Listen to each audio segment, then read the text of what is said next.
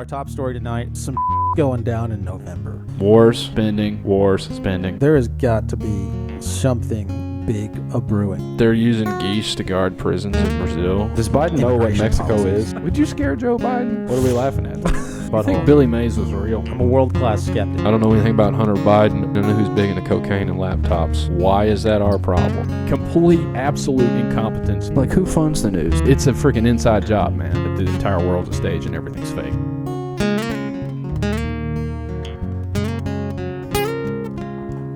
Welcome back. Another episode of the Veritas Road. Our top story tonight. Dwayne Howard, a Minnesota beet farmer famously engaged to noted English singer-songwriter Adele, was found writhing in his fields just hours before the couple were scheduled to tie the knot. Appearing to have suffered from a schizophrenic break from reality, he was carted off to a mental hospital facility later the same day. Moments after the nuptials were called off, Adele gave exclusive comments to T.V.R. reporters saying he could have had it all, but he was rolling in the beats. All right. Okay. But, that's not too bad. First of all, Dwayne Howard's really close to Dwight Howard. I don't know if you know who he is. I don't. He's a basketball player. All right. He played for the Magic is what he was famous for. And then he went everywhere around. Well, my first draft of that, I made it, what was it?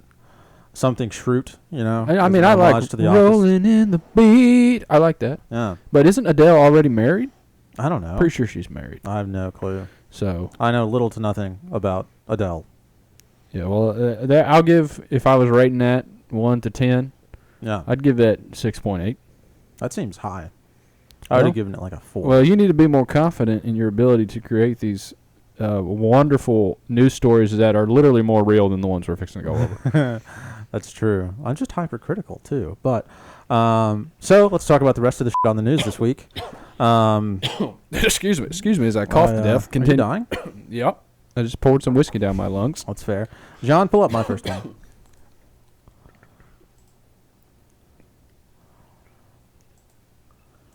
Ooh. So this one I just thought was strange.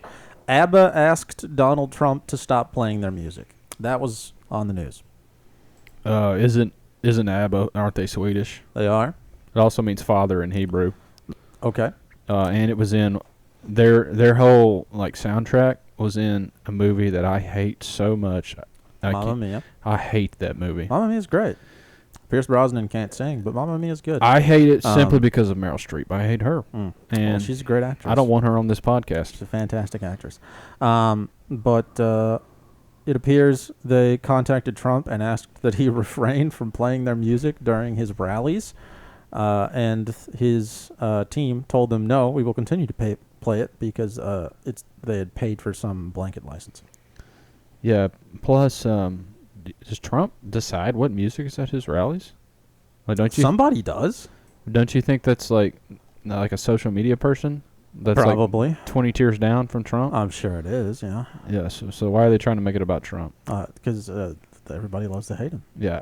I bet Trump has an LLC simply for his rallies, and and I bet that LLC employs like 50 people, or probably more than that. Probably more than that. Yeah. Isn't that wild? I wouldn't be surprised. I would not be surprised at all. All right, John. Let's go to the next one. Yep. Well, that's probably real then. You think that's fake? I bet that's real. What? That story. I think it's probably real. Yeah. Yeah. So they're discussing the rules for the Trump and Kamala Harris debate. And something that I found strange is the fact that, yet again, no studio audience. That is weird.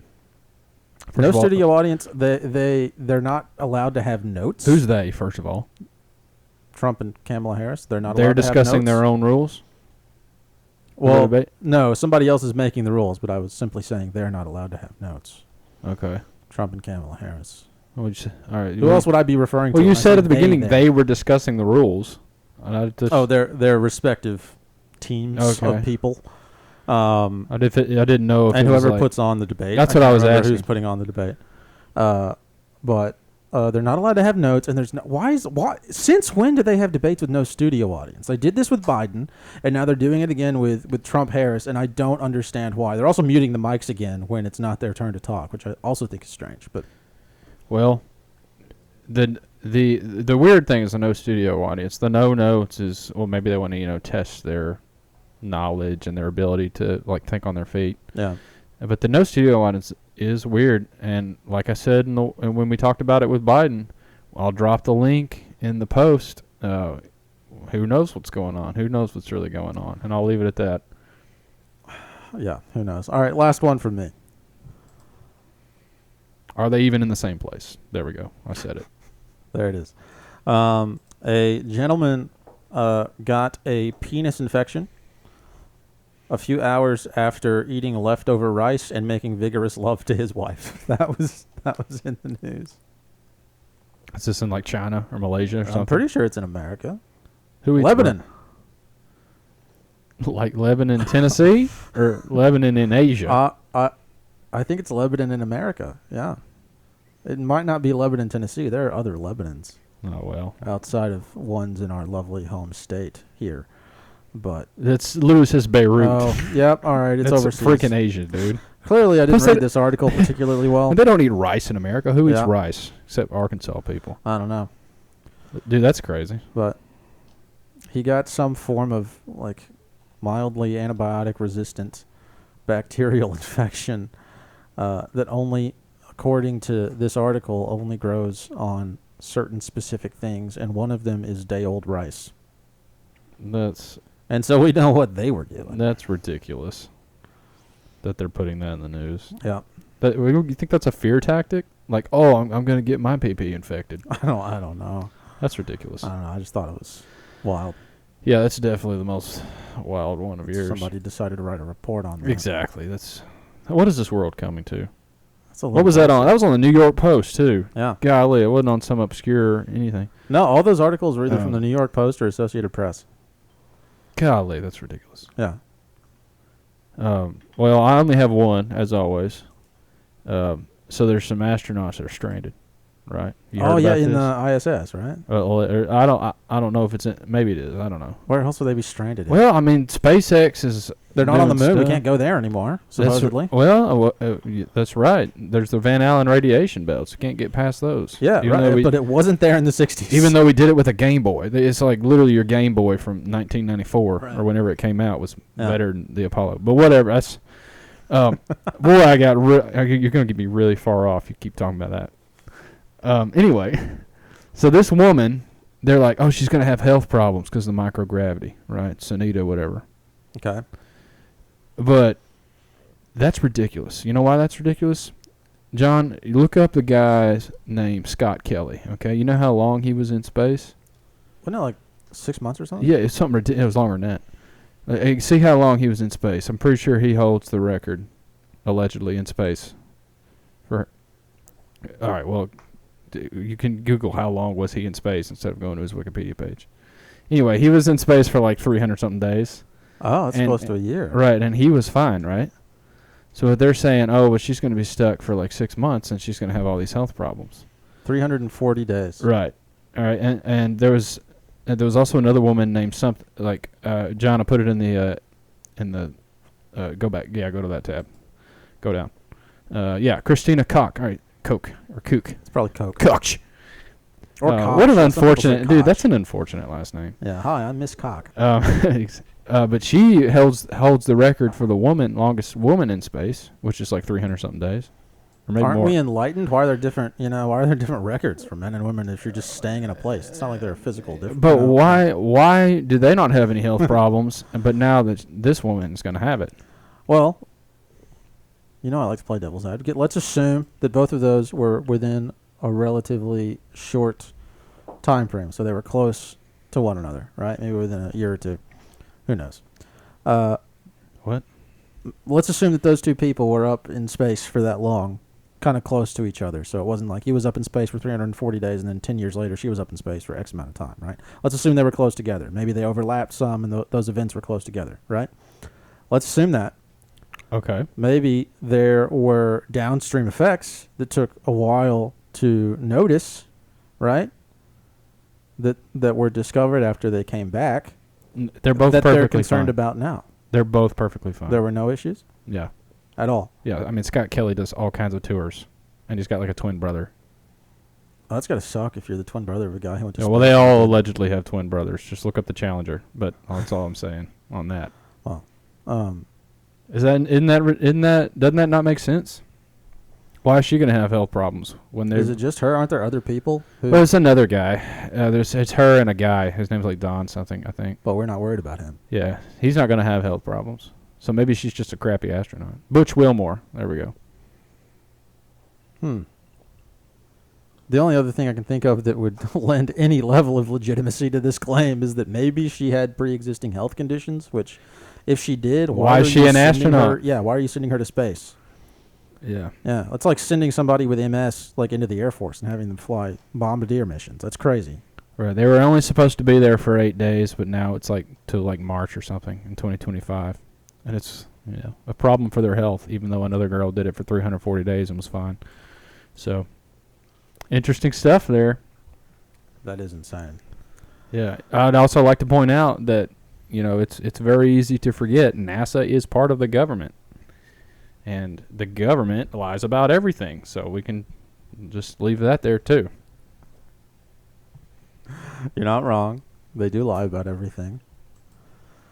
Gosh. All right. So that's the shit on the news for this week. Yeah. Pretty wild week. It seems like every week's wild. Yeah, people's dicks are getting infected, and Trump and Kamala Harris, are going to debate with no audience. Yeah, which we're going to cover, by the way. We will be covering Go ahead that. and plug that. I can't remember when that debate's going to be. It's September 10th, I think. Is it September 10th, John? Yep. Okay. Yeah, we'll put out an episode that night covering the debate, our reactions to it, which I can't imagine it's going to be good. I mean, it's got to be better than the Biden debate. Yeah, though, dude, right? I bet there's no way it's worse than that. It'll have to be better than the Biden debate because she can actually speak. I mean, yeah, she speaks so horribly. She does. It's so it's going to be much more unbearable. In that article, it probably well, the Biden debate was hilarious. I haven't laughed that much in a long time. That's the most I've ever laughed, maybe at a television. But that was one of the areas of contention between their respective teams. Was her people wanted them to be allowed to have notes, and his people were like, "Nah, just make that talk." Well, my whole argument is can actually be present and understand she's in a debate. Right. Oh, yeah, for sure. For sure. Way more equipped to handle a debate than Joe Biden. Right. I mean, by a lot. Just by that alone, it'll be better. She'll know where she is. Right. She'll know that a piece of paper is something that has words on it. She'll know what words are. Yeah. She won't be some kind of like, oh, You're a sucker. That's right. We beat Medicare. Right. We beat Medicare. Yeah. Yeah. It's all going to be just a crap show anyway. But I can't wait. I am excited. Should be exciting. Oh, it's going to be great. But that's not tonight. No, it's not tonight. Tonight, we're going to talk about Area 51. Ooh. Which? Ooh. Like, cue the UFO funky music. Yeah. We should have gotten like a psychedelic sign to hang back here. Yeah. Well, we don't. Somebody should donate for that. Let's just Patreon. We have a Patreon. Donate money. We need to start putting stuff there. We really do. There's nothing on it. Yeah. Area 51. Probably, definitely top 5 most famous conspiracies in America, Locations? right? Yeah. Or just conspiracies in general. Like, when think you so? think, dude, when you think conspiracy theory, you think JFK. You think Area 51. You 9/11. think, well, I don't even know. Well, now you do. But you think, Bermuda Triangle, It's super. I don't put the Bermuda Triangle in with, regular conspiracy theory. Dude, it's like personally. government cover-ups. UFO are UFOs not part of conspiracy theories? Are they or are they not? I would think of that as they are. I think we can agree they are. Yeah, that's what I was trying. That's my entire point. So, and when you think of UFOs, Area 51's like the top of the list. So yeah, that's what we're going to talk about, dude. I mean, it's weird. So, in preparation for this, I listened to that Rogan interview with Bob Lazar. Yeah, he's the most famous guy from there for sure. Yeah. By a long shot. So, walk me through what you've learned about, because you've done a lot more research than me. So, walk me through what you've learned about Area 51. Where did it come from? What the hell, Yeah, it was first of all, dude, Nevada. How do you say it? Nevada? We always say Nevada. I say Nevada. That state, dude. John, pull up the picture I sent you. That state is 80% owned by the federal government. Really? Yeah. Look at this map. I mean, there's nothing there. It's all a bunch of desert. Holy. That is Is the red federal land? right. So the red is Bureau of Land Management. The orange, or is that brown? I don't know. That's the forestry. The DOD is in the green, so Area 51 I think is in that. All of that is dude. Everywhere where there's color is federal. It's like 80% of the entire state. Oh my gosh. Which I don't know. What is that river, John? Can you read that? It's too dang small. It seems like pretty much the only private land is around that river. Yeah. Which is interesting. I can't think of what top. Snake River doesn't go that far south, does it? It doesn't matter. It doesn't matter at all what the name of that river is. But so Wow. to set the context, Nevada is pretty much just no different than Washington D.C. Basically, The government owns the government owns everything. Over 80%. So that's weird right off the bat. Area 51's in Nevada. It's like 80 miles north of Las Vegas. Right. Middle of nowhere, scorched desert, never rains. It's in like a dry lake bed. I think the official name is Groom Lake. Area 51 isn't even in the official name. Like to this day, I think the Air Force, the government doesn't, the DOD doesn't officially acknowledge it, which is like runs it, but the Air Force has acknowledged it, and the CIA's acknowledged it, but it's not like officially even acknowledged that it's a thing by the government as a whole. Still to this day. Insane. Well, doesn't the Air Force have a base there? Yeah, well, I mean, I'm pretty sure it's the DO. It started out as an Air Force base. I might be wrong on this. I'm pretty sure the DOD runs it, but I could be wrong. You know, it doesn't matter. It's all the same. It's all the feds, dude. So, yeah, started out in like the 40s as like an airstrip because it's like real flat, and then they did a bunch of experimental tests there, like the U-2 bomber, you know, the spy bomber that flies really high, a bunch of different tests, and it's just expanded and expanded and expanded over the years. It's right next to a nuclear missile, allegedly nuclear missile, like testing site. Isn't that where they got the name Area 51 from? Yeah. The name Area 51 came off a bunch of old maps, and it was just called that. So, the air traffic control, like the airspace above Area 51, is called Dreamland, which is super weird to call it that. That is weird. That's kind of in keeping with the theme, though, because didn't they call it Paradise Ranch? Right. Yeah, I was for a supposed little to say while? that the people that go there call it Paradise Ranch, which is weird. It's just super weird, dude. Well, one article I read said that it was referred to as that in some of their literature to try to lure, scientists or whoever they want to work there to the area, because I mean, who the hell wants to go work in the middle of the freaking desert? Nobody wants to do that. So let's call it Paradise Ranch. Maybe that'll. Well, not in the past. That argument would make sense in like 1974. Now it's like the most famous place in the world, right? Or one of them. So yeah, just a place out in the desert, super secret, it's massively guarded. They got they're called camo dudes, unmarked SUVs. Guys will just show up with assault rifles. It's like, I don't know how many it's like massive amounts of square miles. Like bigger than probably states of square miles. Like I bet Area 51 and the surrounding complex is like bigger than Rhode Island. I don't know that, but I bet it is. Well, Rhode Island's tiny. Yeah, but it's still a state. It's still like, I bet Rhode Island is like 7 Tennessee counties probably or more. Okay. I'm just guessing. My point is, it's huge, dude. It's huge. You can't get anywhere near it. It's like a bunch of mountain ranges, and it's top secret. And why is it so famous? Because of one guy. Like, nobody cared about Area 51 until Bob Lazar, who is the famous guy, came out and started spilling the beans. Right. So we can just tell his story real quick. He worked there in the 80s. First of all, he worked at Los Alamos laboratory in New Mexico. That was so loud. Did you hear that? Yeah, John's. Why is it so loud? John's Dude, that was so aggressively loud in the mic. Sorry about that. How can I relate that to Los Alamos? Let's see. I bet there are rocks there. That's what I was saying. I bet they have glasses there. Yeah. I bet there's a kitchen there. Yeah. Anyway, he worked at Los Alamos National Laboratory. He built a rocket car. He was in the phone book. All of that's important because later on, nobody can find any record of him working there. But this is all his testimony, and other people have corroborated that. Most notably, the journalist that busted his story. Corroborate? I can't say that word. Everyone knows that. Everyone who's listening to this podcast know I cannot say that word. All three people are aware. You're so negative, Carson. All right, go ahead. Man, you derailed me. Sorry. George Knapp. He was the journalist that You broke hadn't it. mentioned George Knapp yet. Yeah, but he went back and confirmed all this stuff that I'm saying right now. Okay. This is how this is truth because multiple people have confirmed this. Okay. So he, in addition to his own Bob Lazar's own testimony. Right. So some impressive. I forget who he's. Do you remember the guy who like saw him? Somebody important saw him doing all this crap at Los Alamos. So like, hey, let me offer you a job. And he said that in his interview with Rogan. I can't remember who it was. Oh, I don't remember the name. I didn't recognize it personally. I should have wrote that down. It was some government guy offered him a job at Area 51 when he was like, 28 or something.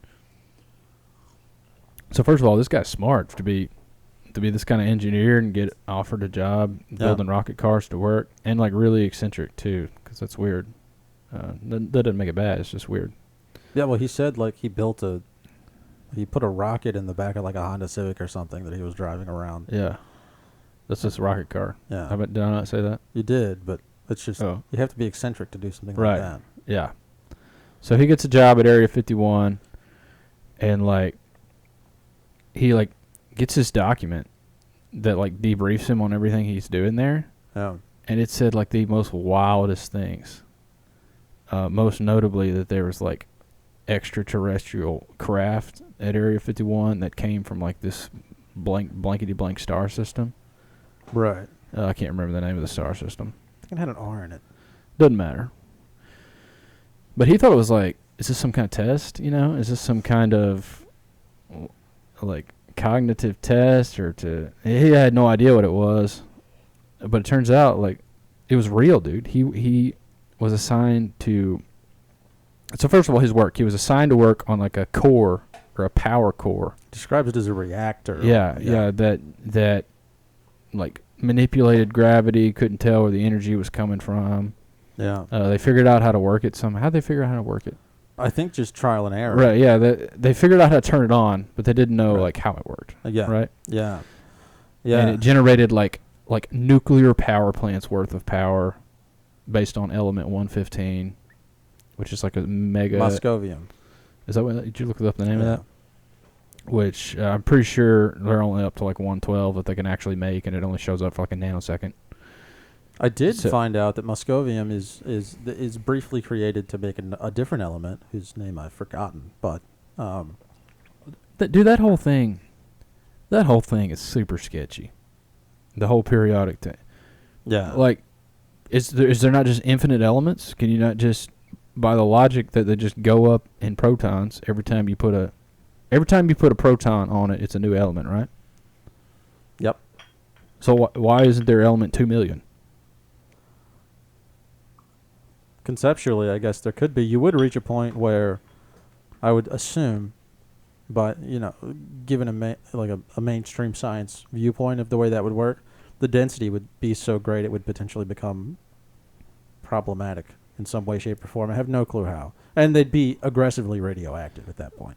Well, I thought they're not dense at all because the space in between a proton and an electron is just empty space, right? Yes, but the nucleus would be super dense. But it's so, I don't know. It doesn't make any sense to me. Anyway, yeah, that's a tangent. Where was I? Oh, yeah, it was made of this. It was made of this element that allegedly doesn't even exist yet. Right. Which I still don't know if it does. Well, they've supposedly made it in particle accelerators, but it only lasts for I think it's 220 milliseconds. Yeah, it's like which in the world of particle accelerators is actually kind of a long time. Some of the stuff they claim to have created is in the single digit milliseconds. Oh right? yeah, it's like in the 10 to the negative 40. Yeah, 220 is that's like a fifth of a second. That's a long time for that kind of thing. I guess, but still ridiculous. Anyway, it's powered somehow by this element. He works on it. He also said that the person he replaced, because he had a partner, and the person he replaced died by trying to break open the thing, right? He said he wasn't sure. So I listened to this interview today. He said he wasn't sure. His assumption is that he did die from everything he found out, and that his thought process was he tried to slice it open with, I think it was like a plasma cutter. Yeah, that Try to seems like slice it open. Assuming all that, that's a terrible. Why would you do that? That's a terrible idea. When you've exhausted all other options, I mean, Well, why would you not get a robot to do that, or like shoot? Why would you not shoot it? Right. well, I mean, you got to think shooting's probably not enough to bust open something like that. A plasma cutter makes more sense. Maybe don't be in the same room. Yeah, there's got to be a way to not be right by that. That seemed like a horrible idea. If I was going to do that, I would shoot it with some kind of laser or something, or like shoot a laser at it, not be right by it. But anyway, That's kind of close to what a plasma cutter is, kind of. Right? yeah, I don't know what. I don't even know what plasma is. They say ionized gas. They just say that. What does that mean? But anyway, because isn't everything ionized? All right. No. Too many tangents here. So he also saw the thing one time, right? He described one time where he was walking and he saw like all the hangar doors are open, and he saw like 9 different, for lack of a better word, flying saucers, and he got a professional sketch artist to help him sketch he got to go in one of them. Right. The one that his core was from. Right. And it was like 52 feet wide. It's like 16 feet tall. You could go inside. Everything was smooth. There were no right angles. It was all like dull pewter gray metallic. He described something as like an archway, he said, that was kind of like the computer screen, but it wasn't really a screen, which is super weird. And I can't, for some reason, I'm thinking of Lord of the Rings, like when the Sauron type language appears on the, you know what I'm talking about? Like on the ring. Oh. For some reason, I'm thinking of that. I don't know why I'm thinking of that. Oh, that didn't cross my mind at all. But I'm happy for you. But that's how I imagine it. So super weird stuff, super insane claims. He said it was like you could fit in there, but it was smaller. So it was like built for like little people, right? Yeah, not dwarves, but actual. Like, right. Well, Like, dwarves, not midgets, but like actual. Yeah, he said like somebody is like 3 feet tall. right, which is weird. Like everybody hears the little green men thing. Yeah. All kinds of insane claims. Or by insane, I mean like hard to believe. Outlandish, ridiculous. Right. Yeah. Outlandish is a good word. Just like what in the world? Because he comes out, he like sizzled this like live on air on some like news station in 1989, right? Yeah. Which is crazy back then. Right. There wasn't no internet. This was like on the news, which is That's so ballsy. yeah, and because he got so.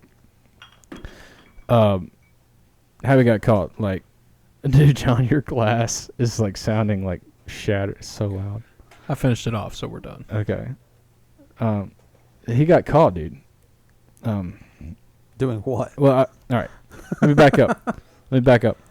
So he's going off in the middle of the night all the time. Like they'd call him, he'd be like, "Hey, there's an airplane leaving at 4:15. You better be here."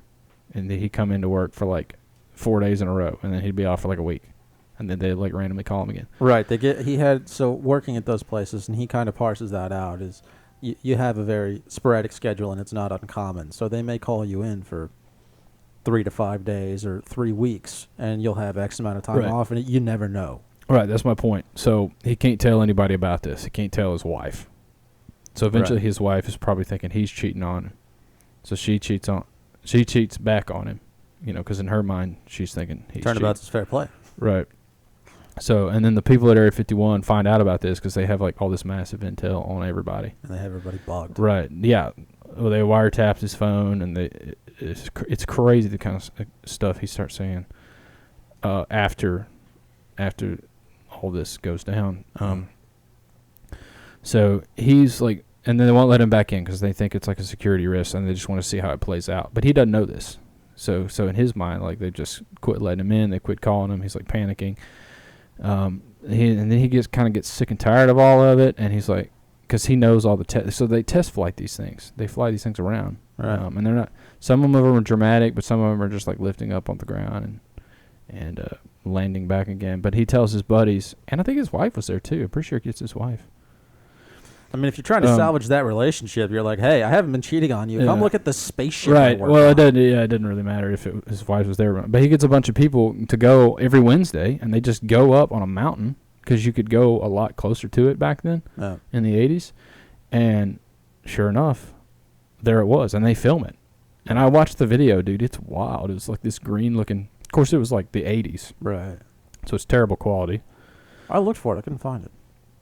Yeah, I did a deep YouTube search for it, and I finally found it. It's like 400 times in a documentary. But it's just like this grainy green thing, but you can hear them all talking about it. Wow. And he went back 3 times. On the third time, they got caught. And, he said they were being reckless because they took a mobile home out there and made a whole event out of it, which is hilarious. That's amazing. I mean, that sounds great. Should have started selling tickets, man. I mean, yeah. But anyway, after they caught him, like, they basically, like, tortured him, interrogated him, basically, and they, like, basically just stopped short of killing him. That's all he said. Like, they were not nice to him. Yeah. I didn't know that. Yeah. He didn't say, that was in a different interview I saw with him. He didn't say that in the Rogan one. That was in a different one. Wow. And like really effed him up and scared him. And he said in this documentary, this was early. This was probably from like 2005 or something when he was doing this interview. I can look for the link, try to put it in the show notes. But that he was like, they're gonna kill me if they could kill me if they want to. Like, he is not putting that past them. Yeah. So he gets like freaked out, contacts this investigative journalist George Knapp, and like have everything out there, and he gets cold feet at the last second, and they had the videotape too. They put this on the news. He gets cold feet at the last second, and they like fight each other over the tape, and then they just go ahead and run it anyway. And he claims that's what saves his life.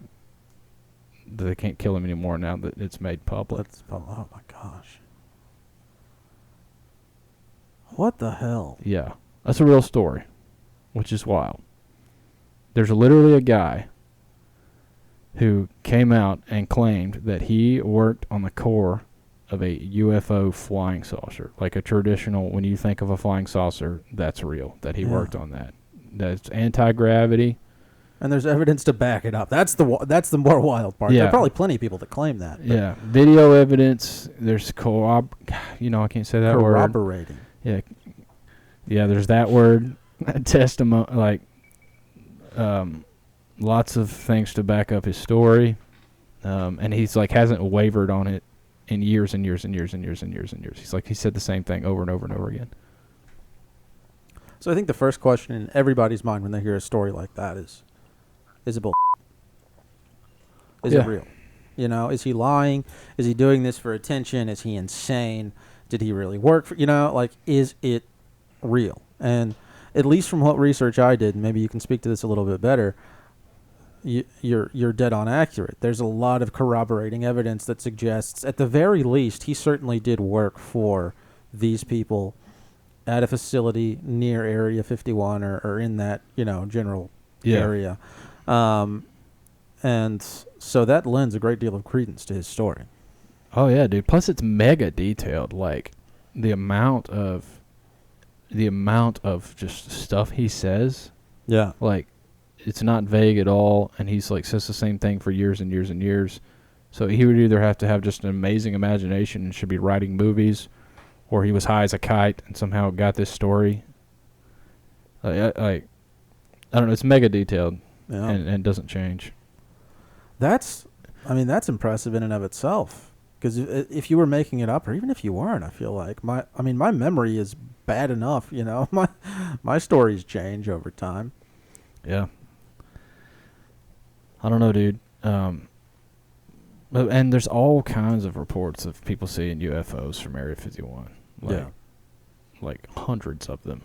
Well, if what he says is true, and they're just flying them around every Wednesday, Yeah, well, you can allegedly still go to this place. They call it like the mailbox. It's just like the only private land near Area 51, and you can allegedly still go there today. And like on certain times, you can see like flying saucers from like 15 miles away. Yeah. Well, at least as of like this was in like 2009 or something, but at least as of like fairly recently. Yeah. I mean, it's only like 15 years ago. It's not too long ago. I find it weird. This is something I found weird. Like his last name, Lazar. Well, it looks like laser. Yeah. Isn't that weird? Like you've got one of the most famous UFO guys ever, a scientist working at Area 51, and his name is Bob Lazar. Oh, that's like a name. There's one of the guy who recently died at the CrossFit Games. His first name was Lazar, but it's spelled the same. It's not a horrifically uncommon name. Well, it just seems, I don't know, it seems like maybe it's a little bit of a stretch, but that seems a little ironic to me. That is a stretch, in my opinion. I think that's a massive stretch. Why? Because it's a common name. It's like saying, well, how many people do you know whose name is Lazar? well, it's not Lazar, it's Lazar. It's spelled Lazar. No, it's not. Yes, it is. It's Lazar, right? Yeah, isn't that how you spell laser? No. How do you spell laser? Laser.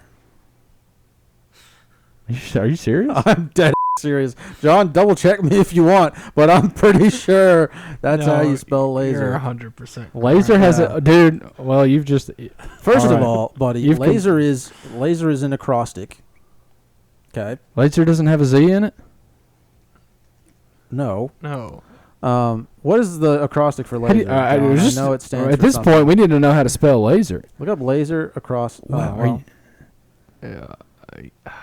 Maybe it's not. No, it is. It is. Dude, I 100% had no idea that laser did not have a Z in it. Type in like, what does laser stand for? Yeah. My mind is blown. I would have bet my life savings that it had a Z in it. No, some people spell it with a Z because they're idiots. Light amplification by stimulated emission of radiation. Hey, can you Google, does laser have a Z? What? It doesn't have a Z. Why would I Yes. Google that? It's very clear that it doesn't. People sometimes spell it with a Z because either A, they're morons, or B, it sounds like it would have a Z in it. Honestly, those people aren't that dumb. But Yeah, I it's guess spelled I'm with a an S. moron. well, then that whole point is gone. Forget I said any of that. I could have sworn laser had a Z. No. All right. Or they're trying to be cheeky, as you like to say. You know the way people like to misspell words if they're part of the laser gorillas. So laser's an acronym? Yeah. Well, it's not an acronym; it's an acrostic. But yes. Dude. Well, I'm learning something live here on air. Well, Now you know. now I know. Any other weird things you want to tell us about his name? It's still a weird last name, but all right. What were we talking about before I went off on that highly incorrect spelling of laser? I mean, you were talking about how you can go to the mailbox or whatever it is and see flying saucers. And I mean, that's wild. If that's true, that's insane. What I find fascinating is just this idea that so I was listening to his one of his interviews earlier today, talking about how this core supposedly propels this craft by manipulating gravity. Yeah. What are your thoughts on that? Because I know you have some real strong thoughts on the concept of gravity and relativity and all that good stuff. Yeah. Well, I would say, it manipulates gravity. I would agree with that. Really? Yeah. I'm genuinely surprised. But not in the way that people think gravity is. Like, what is gravity? Okay. Well, no one knows. Well, I'm fixing to get into that. All right, so we got little g. Little g is when you throw a ball up, it comes back down at 9.8 meters per second squared on average. That's an acceleration towards the ground. Right. It's a description of an event. Right. All right. When we think of gravity, we think of something falling down. That's little gravity, okay? Right. So to manipulate that, you would have to know what causes that to be able to change that, right? Right. I think this flying saucer does that. Okay. I think the cause of that is electrostatics, right? Okay. So, are you capable of holding that thought, or do you need? No, continue. Okay. So, just because people may not be as familiar with what we're talking. So, supposedly this reactor that he was working on was part of the propulsion system of the ship, I believe, and provided the energy thereof for the propulsion system, and created like a heart-shaped gravitational field around the vessel, which allowed it to, through manipulation of gravity, move around, and supposedly resulted in it being invisible if you looked up at it from the ground. Right. He said that, yeah. Which I find fascinating. Because it's like bending light around it. Yeah. And so, obviously, when you discuss gravity, the prevailing theory is mass attracts mass as a result of... That's not the prevailing theory. That's literally not. Oh. Well, educate me. That was debunked. As we said in CERN, that has not been the theory since the theory of special relativity, and then later general relativity. So, okay. I understand the concept there is like matter supposedly creates an indentation in the space, causing things to fall toward it, right? That's the thought? Yeah, the idea is that, like... And the more mass there is, the bigger the indentation, thus things fall toward it at a higher rate, yes?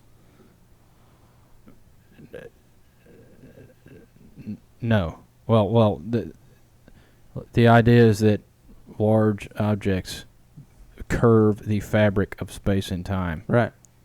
Right. Which, from your reference frame, would appear like you are falling in a straight line. Right. You're going in a straight line. But it's through a curved fourth dimension, and no force is acting upon it. Okay. There is no force. It's just a curved fourth dimension. Okay. There's nothing attracting anything. Oh, well, yeah, okay. I accept your premise. Okay. I still think of it as such simply because you're dealing with large amounts of by that line of thinking, large amounts of mass would create a larger indentation, thus, do you understand what I'm saying? Creating what appears to be a larger attraction. Yeah, but if mass attracted mass, you would be able to, like, measure motion, the motion of the Earth.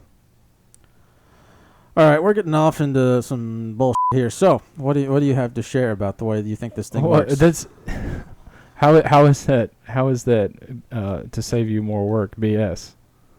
What? That matters, dude. Like, gravity is the bending of space-time, right?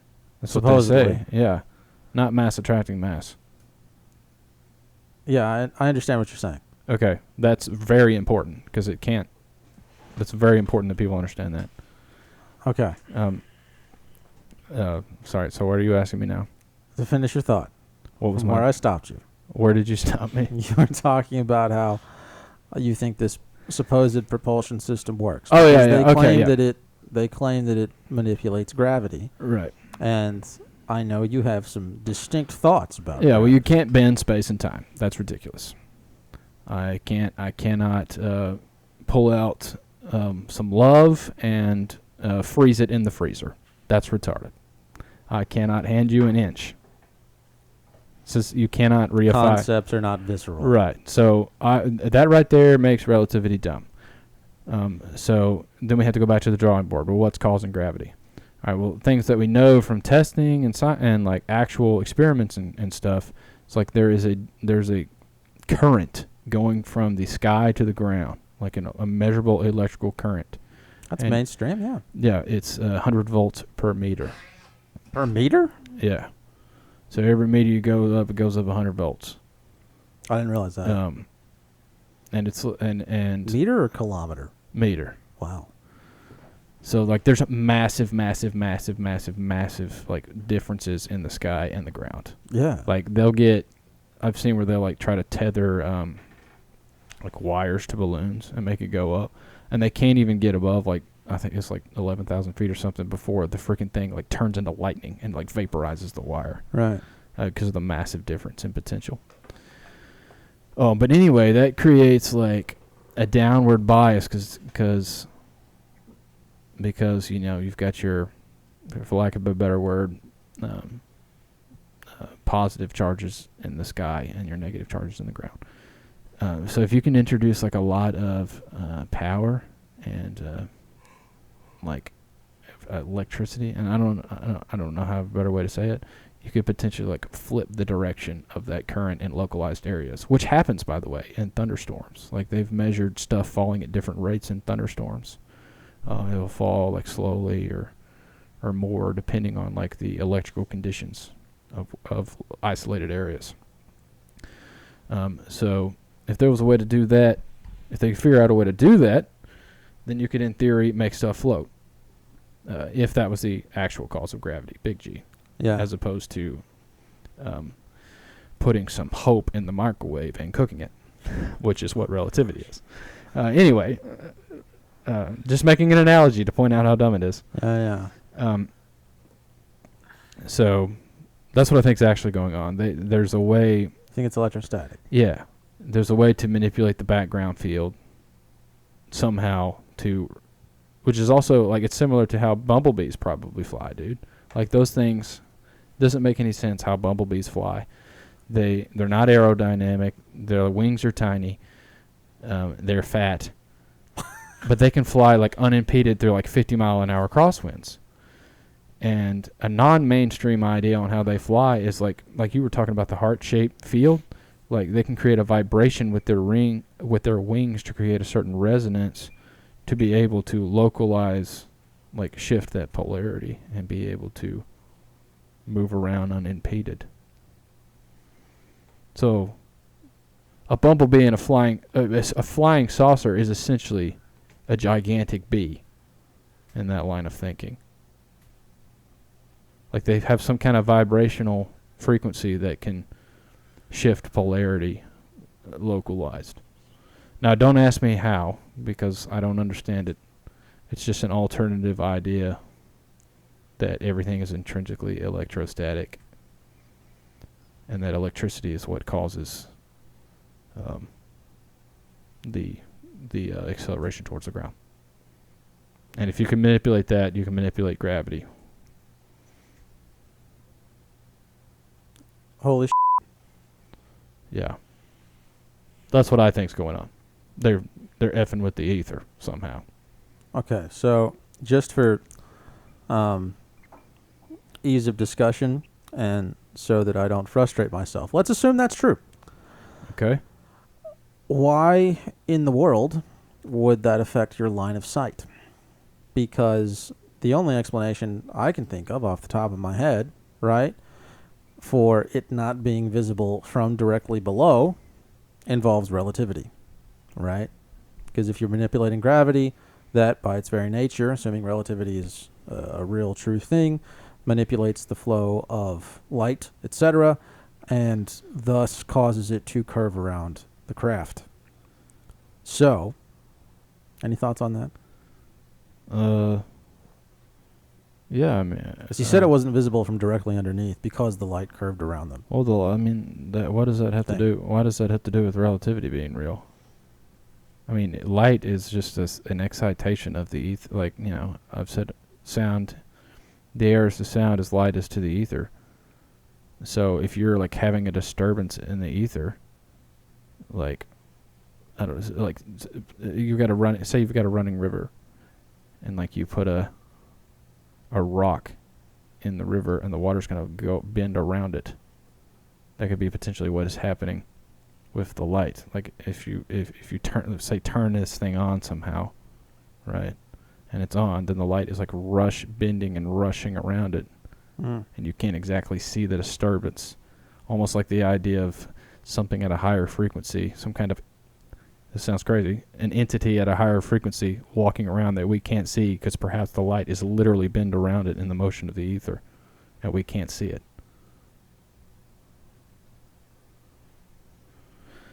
Just an idea. I mean, I guess my point is I don't see how light bending around it is exclusive to relativity.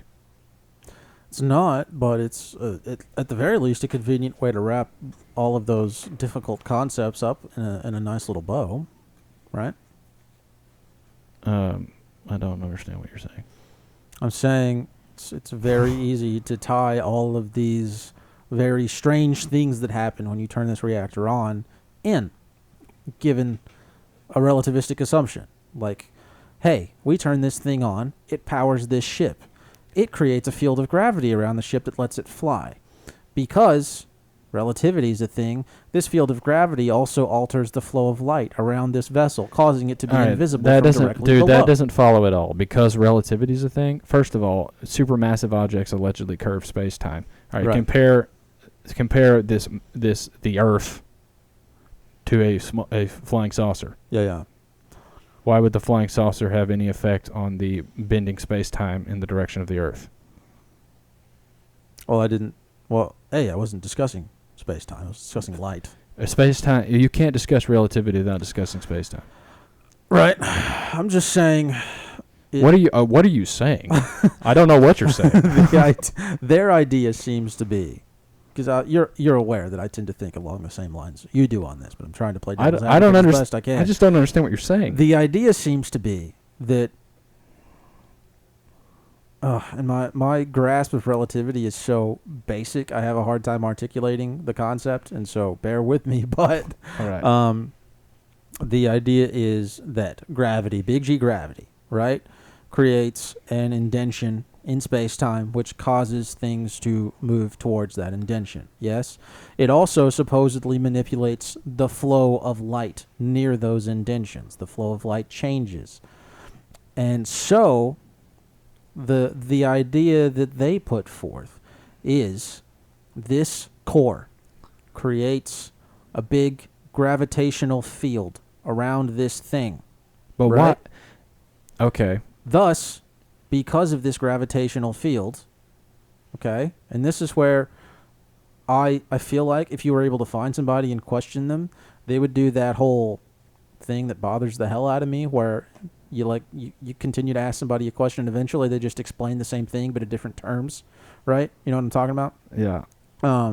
But the suggestion is that this same gravitational concept, anomaly, whatever you want to call it, that causes these things to fly, also as a byproduct of altering the flow of gravity or creating gravitational waves around the vessel, right, also affects the flow of light such that it moves around the craft, rendering it invisible or almost invisible as a result of the same thing.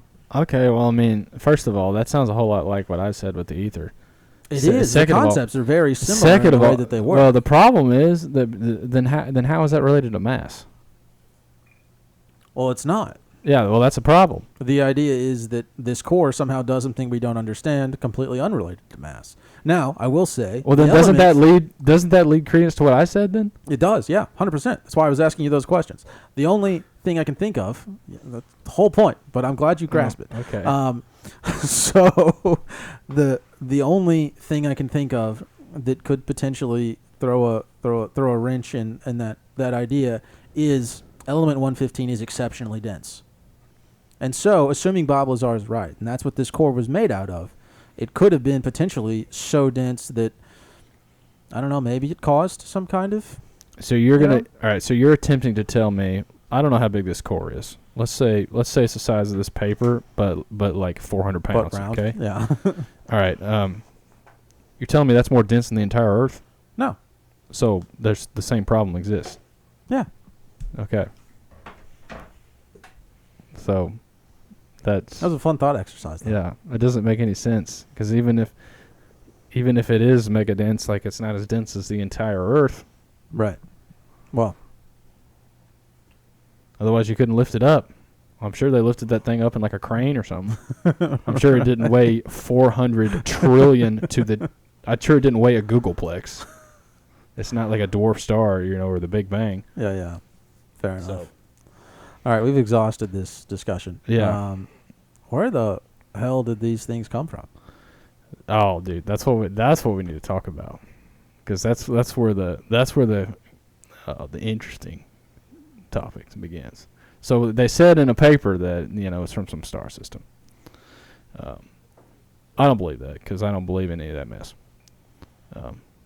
Way to just dismiss it out of hand. I don't believe it because I don't believe in any of that. Okay, well, you want to get into that? All right, first of all, where do you think they come from? I have no clue. Well, you got to have some kind of opinion.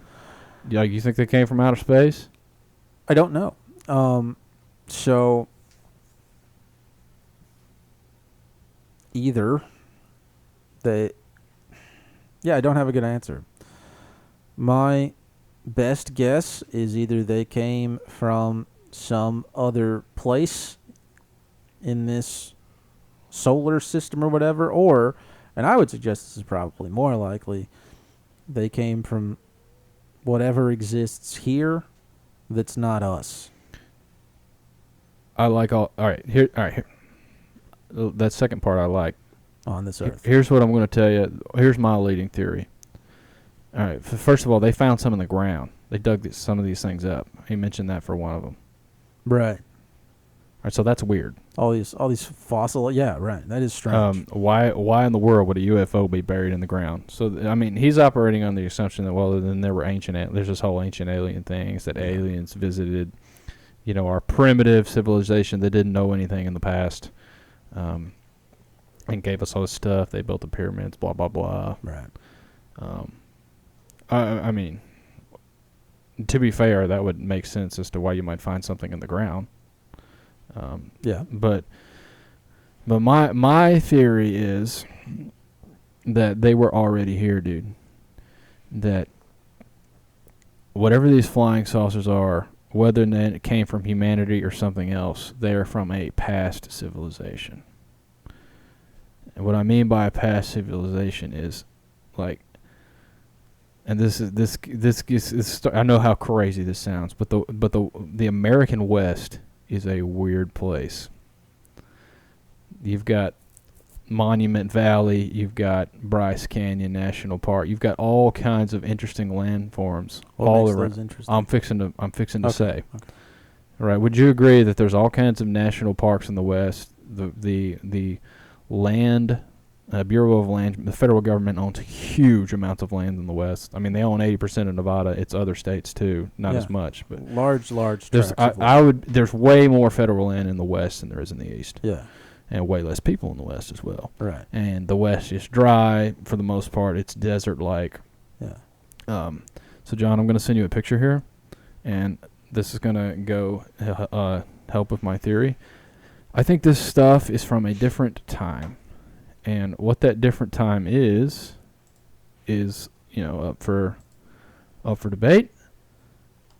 But as you know, I think that the world was a lot different before 1865. And I'm terrible at multitasking. Let me type in our email. Oh. Let me go to my pictures. You couldn't have sent this. I was about to say. Well, I didn't know. Particular reason you couldn't 2 have hours sent this ago. earlier. I didn't know if we were gonna get there or not. Like this email at the top from you that says "Hey boy" with the picture of Nevada Hi, boy. and the federal ownership. No, not that picture. That could have been in there too. All right. I'm sending it. We gave him so much, but I feel like he deserves it for this. I didn't know if we were gonna talk about this or not. That's why you send it just in case. Well, it's been sent. It's not like you have to worry about betraying some special secret. So, you were saying? Yeah, so basically all history would be a lie. That something... Okay. Like, there's some kind of advanced civilization in America, in particular in the West, that got destroyed by some kind of cataclysmic event. A meteor? There's no evidence for meteors ever. What is that? That's what I want to talk about. All right, one of those is, I think that's the Milan Cathedral in Europe, in Italy. I'm pretty sure that's what that cathedral is. I could be wrong. The second picture is a rock formation in Utah. An alleged natural rock formation. Don't those two things look pretty similar?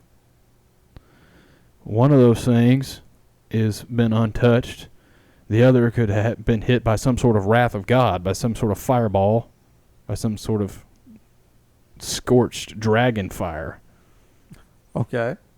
So I think that UFOs are simply relics of a civilization that existed before some kind of gigantic reset or cataclysmic event happened.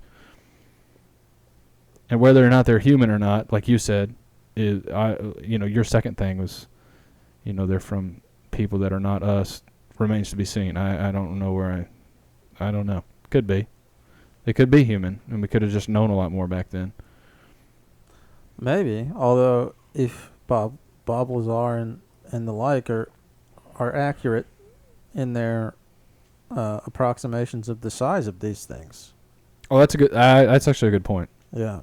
That's a good point. That would lead credence to the fact it's not human. Yeah. But first of all, isn't that wild? Do you not see the correlation there? That is odd. I've seen other images like that. If it were just the one that you were showing me, I'd say, bro, that's just one picture. It's a coincidence. Go f*** yourself. But having seen more images similar to that, I see your point. Yeah, I mean, we're getting off on a tangent, but why are the Mormons so obsessed with the West? They're onto something. That I have no clue. What the hell are you talking about? They were convinced that the Bible actually happened in the American West. All right, that's part of their tenets. Yeah, isn't their whole religion based on like opium visions that freaking Joseph Smith was having? Look, I'm not saying go be Mormon, but I'm not also saying hundreds of thousands of them are absolutely idiots. There's got to be some kind of truth to their religion. Well, yeah, but that's true for any pick a religion. I know. Yeah, but maybe that could be the part of their religion that they're onto something. Ah, that's my point. Oh, okay. Well, all right. That was my point. I take back my frustration. And why is the West so dang dry? Why does it look like it's been freaking scorched, dude? There are dry areas everywhere. I mean, you know. I don't. Why does most of Africa look like it's been scorched? I don't know. Because it's hot. It's another good question. I don't know. Because it's just pointing out the idea. I'm just pointing out ideas. That's all I'm saying. That's my reigning theory. So, the reason I wonder if you maybe not be correct, but be on to something, is, and this is a great place to plug another one of our show, but we did our religion episode a while back, where you went over a lot of old religions and how like a lot of their stories and myths are eerily similar, right? The tales of like all of the gods and even some of the civilizations from back then, if we can even forget about how similar some of them are, which I think lends credence to the fact that they may be true, some of the feats and things that existed, like if I imagine me out in the woods trying to do those things or trying to live the way they were, it's not happening. Yeah. I would need some kind of what we would consider modern technology to be able to make that work. Yeah, dude, they didn't build the pyramids with freaking donkeys and like 10,000 ropes and people pulling on it up a wooden sled or whatever. Yeah, like you see in those depictions. Right. I mean, there's pictures. There's Egyptian hieroglyphs of UFOs. There's all. I mean, just go watch. The History Channel has an awesome show called Ancient Aliens. That's all kinds of evidence for advanced technology in the past. Now they're on the heliocentric, like modern timeline assumption. Yeah. But that didn't make all the evidence null and void. By no means, yeah. Yeah, I personally think all of their assumptions are like 100% off. But that doesn't mean what they're finding and what they're seeing is not real. So I would totally plug that show. Yeah, that's a real baby in bathwater type situation. Yeah, exactly. Like, what if the federal government owns so much freaking land in the West because there used to be some kind of massive advanced civilization in the West, well, all over the world, but the West was like the center of it, and it somehow got destroyed. And like, well, I'm just postulating here. I mean, that's a wild thing to think about. Yeah. Yeah, and Area 51 may have been in the past some kind of hub for this stuff, or some kind of transportation hub. Kind of airport. Yeah, I don't know. So, or maybe even not even like a train station, dude. Maybe that's how they got around back then. And there was just a bunch of freaking UFOs there that got buried in some kind of event. And there's some kind of residual knowledge. Either there was some kind of residual knowledge about that carried over into our current time. Because, I think the current time is, within the past like 160 years or whatever. Or they discovered it. Doesn't really matter how they found out, but they found out. Yeah. Or they, dug it in like 1881 or whatever, and they're just out there looking for gold, and they're like, oh, there's a UFO here. The government needs to come in and take it over. Right. Doesn't matter how they know, but like, that could be an option. Yeah. That's kind of what I think. I don't know. That's interesting. I just don't think, aliens, I don't think outer space is real, and I don't think aliens, Well, then what the hell are all these sightings then? Because if that all of that civilization was destroyed, let's just assume. Whoa! I didn't say that. Yes, you did. No, I did. What do you mean then? Because the way you were talking, you made it sound like it was all just wrecked. I would say their main like capital, main place got wrecked. The American West. Mm. You know, it could be residual. You know, like Hunger Games Section 13 that survived. Okay. I'm serious. So then, by that logic, you would say that's like the Most Tic Tac sightings are from the leftover vestiges of these civilizations. Right. Most of their civilization was destroyed, and perhaps they got pushed out to lands we don't know about. Perhaps there's like very, very isolated pockets in very remote areas on lands we do know about. Well, and these these things seem to be able to, like the Tic Tacs, for one, seem to be able to travel through water. Oh yeah, dude. They travel through air. It's crazy. I know, almost like they're manipulating the medium which everything exists in. Yeah. All right. I wonder if anybody's ever, dude. That'd be an interesting experiment. What happens to a bumblebee if it goes in the water? I don't know how you'd get a bumblebee to fly into the water. Or if you could have I don't know how you would get it to fly, Put but if it you on a could, leash, or like leash go through thing. like a thin waterfall, you know, you've seen those sinks that are like that, and have the water going like that, and see if a bumblebee can just fly through that.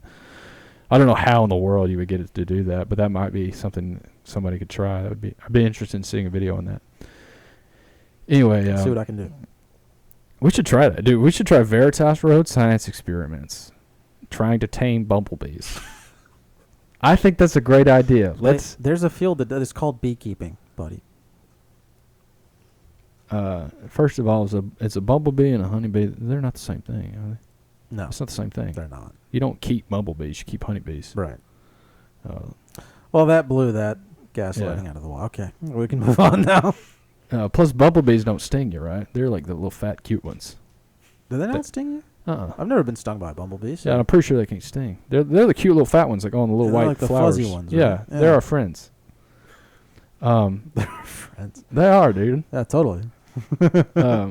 What the heck was I even? What were we saying? You were talking about bumblebees flying through waterfalls. Yeah. Oh, yeah, because we were talking about UFOs being able to go through the water. Right. Yeah, the whole Tic Tac thing's wild. But that came from Area 51. You think? I don't know. Area 51's a hotbed. It's the most famous UFO. Definitely. Like, when you think of UFOs, you think Area 51, you think Roswell, and you think Bermuda Triangle. Well, didn't period. A good chunk of those Tic Tac sightings happen like off the West Coast? I don't know. The Pacific? I don't know. I just know that wasn't that in like 2015. Like they disclosed all that. Like this for people who think this isn't like freaking real. Like even in the mainstream, the United States government has like admitted all this is real. They what was it in 2022? Well, when I say all this, I mean the Tic Tac and crap. Yeah, was it 2022? It was recently. They declassified all of those documents and videos regarding specifically the Tic Tac sightings. I know they declassified all of that footage, and suddenly it was all over the internet. Yeah, UFOs are 100% mainstream bona fide real. All right, now your interpretation of what they are is what gets into the conspiracy. Yeah, that's what the big question is. Like people have seen these things, and they're been well corroborated, to use your favorite word. And so they exist, period. Point blank. These things exist. UFOs exist. Right. Okay? What the they are is a much different specifically, question. I would even go even farther. There are flying discs or flying saucers or unconventional aircraft that do not operate based on lift, in the conventional aircraft mechanics, that 100% exist. All right, so the options are either like they're man-made and we understand how to make them in some kind of black ops crap, or they're not. And of course the or they're not could be a lot more options, but they exist. There are UFOs that defy gravity in the conventional sense that exist. Yeah, well, just to take that a step further, like why the hell would we have programs that study them if they were man-made? If we knew how they were making them, like assuming Bob Lazar isn't totally and completely full of absolute dog. And assuming all the people who have reported that they've seen these things, specifically like some of the members of the U.S. military who have given these reports, and assuming that footage is real, then they're definitely not man-made. So, that begs the question, Well, if where the flying saucer did these things come from? well, they're not man-made. All right, let's carry this down. They're not man-made, and they didn't come from outer space because outer space isn't real. We haven't established that today. All right, well, all right, go ahead. Try to defend outer space. I'm not going to do that. But for ease of having this discussion with you, because I love you, but you're exhausting, just finish your point. Yes, all right. So if outer space isn't real, then they could come from, either under the earth. There's all kinds of ancient stories about Argartha, about places where you can go. What is that? Dude, here, Journey to the Center of the Earth is like Hyperborea, like a place, a hole in the middle of the earth where there's things that live down under there. And entire civilizations under the earth, and a hole accessible in the North Pole area. And that's even in the Bible. Like an Earth Gina? Right. Okay. There's even an idea of a hole in the earth in the Bible called Sheol. Right. In Hebrew cosmology. It could come from there. It could simply come from lands that we don't know about on the earth because, contrary to popular opinion, I personally don't think all of the earth has been explored, and we have freaking no idea what's in the southern Pacific Ocean. It's so vast that we don't even understand how big it is. We actually do it. It's a whole lot bigger than we think it is. Could come from somewhere else on the earth. It could come from... so we had to define... What would be the... All right, we got to define the earth. What's the earth? What would you define the earth as? Well, it depends on who I'm talking to these days. The place where we live and all the land and oceans attached to it. Okay. I was going to go Plus for... the skies and above us. I was going to... Well, that's not the earth. Okay, then just the land and the oceans. All right. I was going to define it as a more narrow sense, like the current... the known political lands.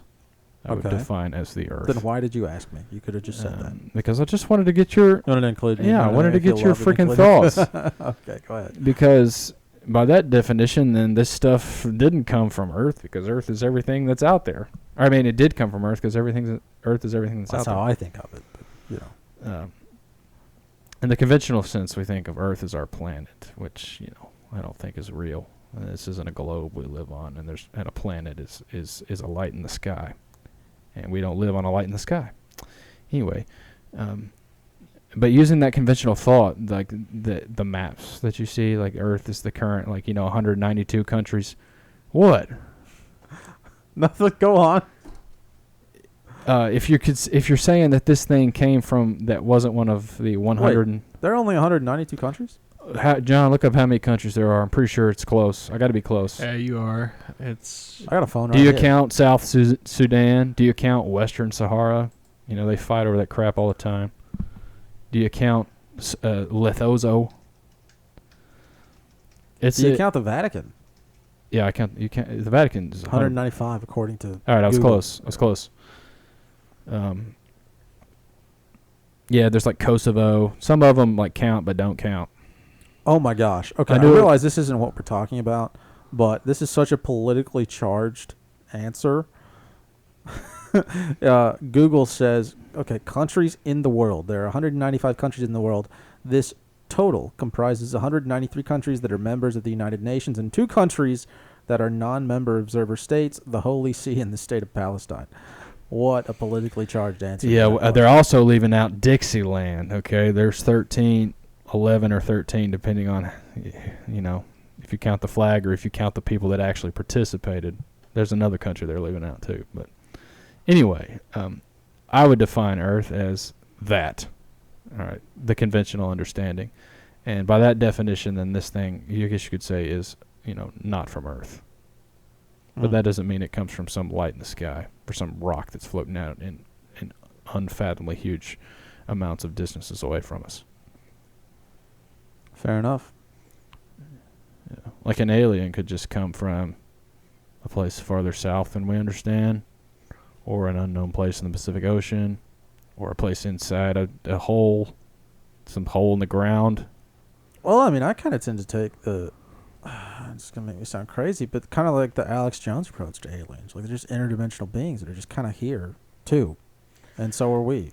Yeah, I mean that's another idea that they're of some kind of form or frequency that is not our own. Yeah, and that's the line of thinking I typically. Yeah. Well, follow. I mean, Aleister Crowley kind of tried to figure out how to like summon demons, and he sketched them, and they looked like the little green men. Really? Yeah. I didn't know that. Yeah. Oh shoot, what are they called? John, look Is he up. still alive? No, dude, he died in Okay. like 1908 or something. John, Oh. look up Aleister Crowley Gray. Is that what people refer to when they refer to the Greys? Yeah. That it should. You spelled it like a Laster Moody. That is definitely not how you spell that. But no, it's Crowley, dude. Crowley. I'm gonna redeem myself for my horrible understanding of Lazar. It's true you can't spell. John. That's a U. It's taken 30 minutes for you to get this. Yeah, look up images. Look up images. Look up images. There it is. Second one. All right, so he did some kind of like magic or whatever and allegedly summoned that, which kind of looks like a modern day alien. It's creepy. And it looks like this is just a drawing, but it looks like it's short. Yeah. So who knows? You know, and there's like legends of pygmy people living at the North Pole or inside the North Pole. Really? Yeah. I think that's Greek. Plus, and now that I'm thinking about this, there's Voyage of the Dawn Treader, dude. Those like long, the short, like 1-footed long people. Duffel pods. Yeah, those guys, weren't they short? Yeah. You know, and they lived in outer lands as you go farther away from Narnia Right. on a boat out on the ocean. Yeah. Just thoughts. I mean, it all sounds crazy, but like, even if you take everything we said back, there's still the fact that the United States government has UFOs.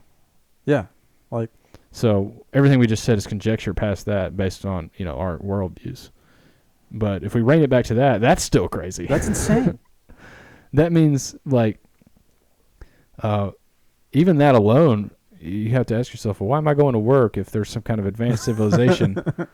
Like, doesn't that kind of, like, make your everyday life that really makes you think about who you are? Because ultimately that's what it gets back at. Like, if there's even operating on the just main baseline, like, narrative, if there's another civilization out there that they freaking know about and they have discovered crap from, which I think we can pretty well say is true. right, then why in the world am I working my 9-to-5 job watching the Tennessee Titans lose every single game?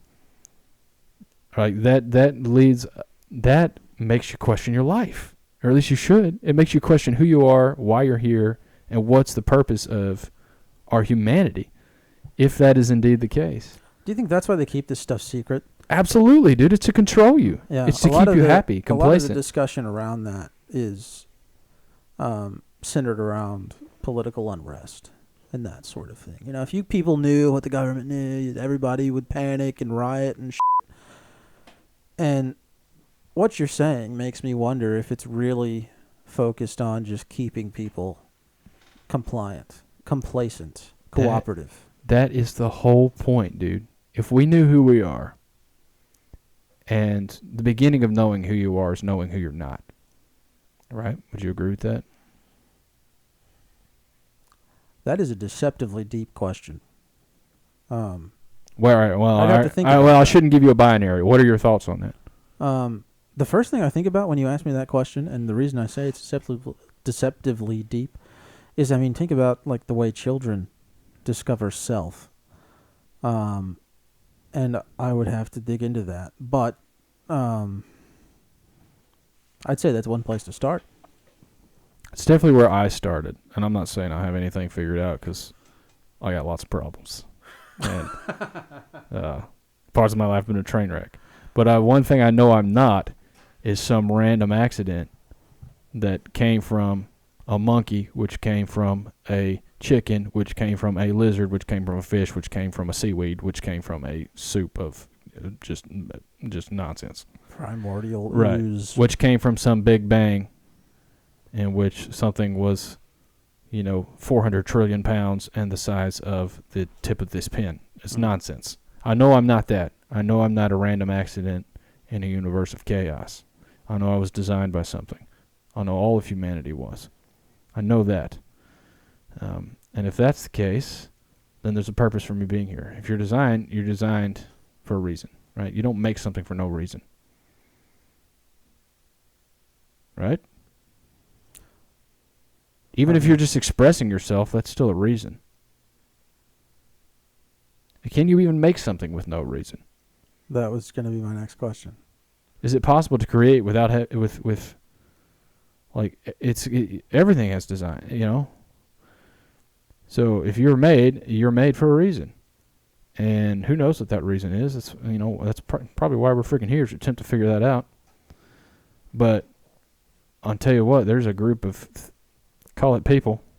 There's a group of entities here who do not want you to figure that out, who didn't even want you to start down the road. They would just want you to live complacently, be comfortable, comfortable. They, it's like a frog in boiling water is comfortable, but be comfortable in quotation marks, so they can just do your job, be your cog, and move on and die, And if you knew that there was aliens, even if, you say it's all real, all the heliocentric nonsense, and you're 700 trillion miles away, say that's all real. If you knew somebody else from way out there was coming here, that would shut down, everything we think is important would be like, uh-oh. That would shock people to their very core. We've got a bigger picture. And I think it's even deeper than that. But just on that very thing alone. Well, and here's... I agree with you in that probably one of the reasons that information is concealed is to keep people from... to keep people complacent and cooperative. But that information has started to become more and more mainstream over the past 10 or 20 years, right?